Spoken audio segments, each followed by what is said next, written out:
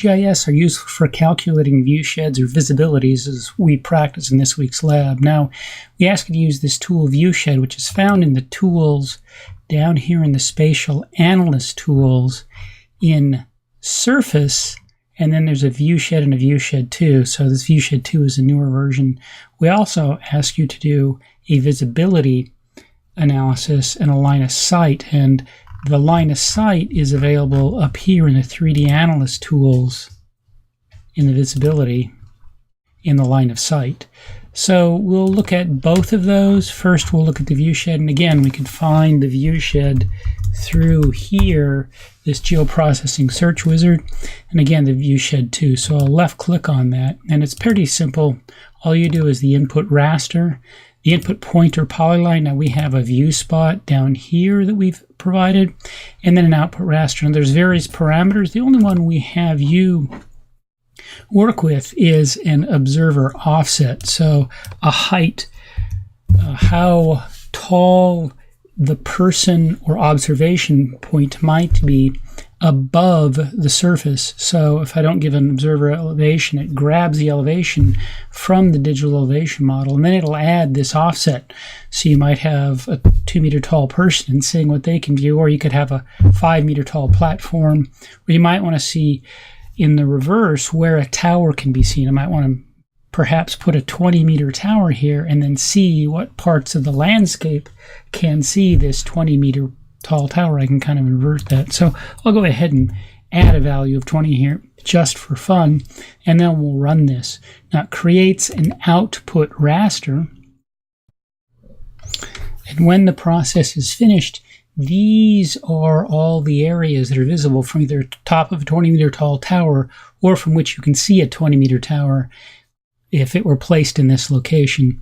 So the view automatically adds, the view shed program automatically adds the output raster here. All these others, no data values out here, are areas that are invisible from a location.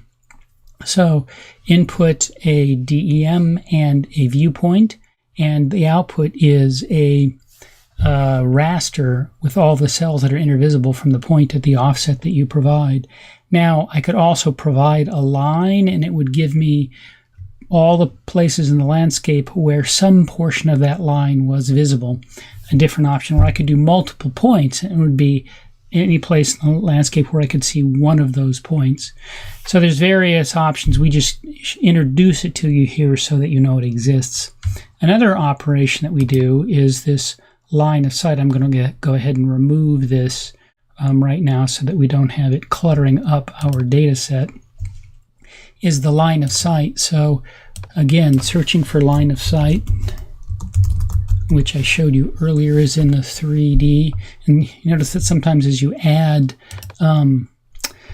search terms, your list gets longer. And again, the same thing here. We have an input surface, the driftless, input line feature now, this sight line feature we've provided.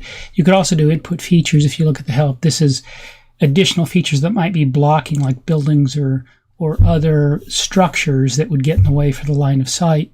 An output feature class. Now again, this is going to be a line that shows what's visible along the line of sight, and then output obstruction point. So I have this line of sight I've drawn here, and you can see I'm going to change it so you can see it a little better.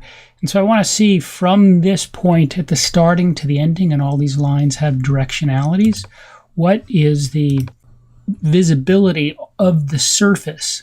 So here I'm on the top of a ridge, I'm looking across a valley, there's an intervening portion of a ridge, then more of a cross ridge. So what of the intervening line can I see from this observer location at the start point of the line?